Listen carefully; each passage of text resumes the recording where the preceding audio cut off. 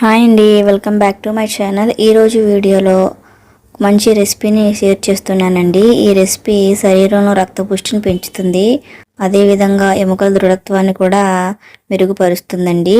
ఇవి ఇంట్లో చేసుకోవడం కూడా చాలా ఈజీ అండి. ఈజీగా దొరికే పిండితోనే చేసుకోవచ్చు. చిన్నపిల్లల నుంచి పెద్దల వరకు దీన్ని తీసుకోవచ్చండి. ముందుగా ఒక టేబుల్ స్పూన్ నెయ్యి తీసుకోవాలి. సన్నగా కట్ చేసుకున్న డ్రై ఫ్రూట్స్ని వేసుకొని ఫ్రై చేసుకోవాలండి. డ్రై ఫ్రూట్స్ ఏమైనా వేసుకోవచ్చండి, మనకు నచ్చినవి. ఈ విధంగా ఇవి ఫ్రై అయిన తర్వాత తీసేసుకోవాలి. ఇదే నెయ్యిలో 2 కప్పుల రాగి పిండిని కూడా వేసుకొని పచ్చివాసన పోయేంత వరకు వేపుకోవాలండి. ఫ్లేమ్ ఇప్పుడు సిమ్లో పెట్టే వేపుకోవాలండి. హైలో పెట్టినట్టయితే పిండి మాడిపోతుంది. కంటిన్యూగా కలుపుతూ ఇందులోంచి మంచి అరోమా వచ్చేంత వరకు పిండిని వేపుకోవాలి. ఈ విధంగా పిండి వేగిన తర్వాత దీన్ని పక్కన పెట్టుకోవాలండి. ఇందులోకి తీపి కోసం పాకాన్ని తయారు చేసుకోవాలి. కప్పుకి అరకప్పు చొప్పున 2 కప్పులకి కప్పు బెల్లాన్ని కరిగించుకోవాలండి.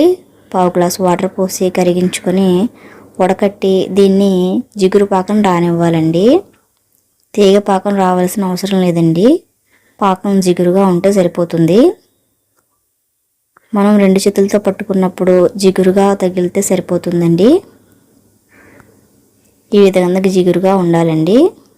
ఇప్పుడు మనం ముందుగా వేపుకున్న పిండిలోని ఈ పాకాన్ని పోసి మనం వేపు పెట్టుకున్న డ్రై ఫ్రూట్స్ని కూడా వేసి మొత్తం పిండికి కలిసేలా కలుపుకోవాలండి. ఫ్లేమ్ సిమ్లోనే పెట్టుకొని కలుపుకోవాలండి, లేదంటే మాడిపోతుంది. ఇందులోనే టేబుల్ స్పూన్ నెయ్యి కూడా వేసుకోవాలి. నెయ్యి వేసిన తర్వాత మరొక్కసారి కలుపుకోవాలండి.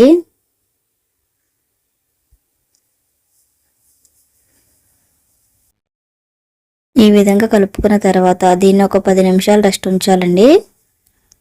10 నిమిషాల తర్వాత మొత్తం అంతా ఒకసారి కలిసేలా కలుపుకొని దీన్ని ఉండలుగా చుట్టుకోవాలి. మరీ చల్లారేగా చుట్టుకోకూడదండి, కొంచెం గోరువెచ్చగా ఉన్నప్పుడే ఉండల్లా చుట్టుకోవాలి. ఒకవేళ లడ్డూలా అవ్వకపోతే ఇందులో కాస్త నెయ్యి కూడా వేసుకొని కలుపుకోవచ్చండి. ఈ విధంగా లడ్డూల్లో చుట్టుకోవాలి. ఇవి ఒక 1 మంత్ వరకు స్టోర్ ఉంటాయండి. హెల్త్కి చాలా మంచిది, చిన్నపిల్లలకు కూడా పెట్టొచ్చు. అంతేనండి. మా వీడియోస్ కనుక మీకు నచ్చినట్లయితే మా ఛానల్ని సబ్స్క్రైబ్ చేసుకొని మీ లైక్ అండ్ షేర్ ద్వారా మాకు సపోర్ట్ అందించండి. Thank you for watching.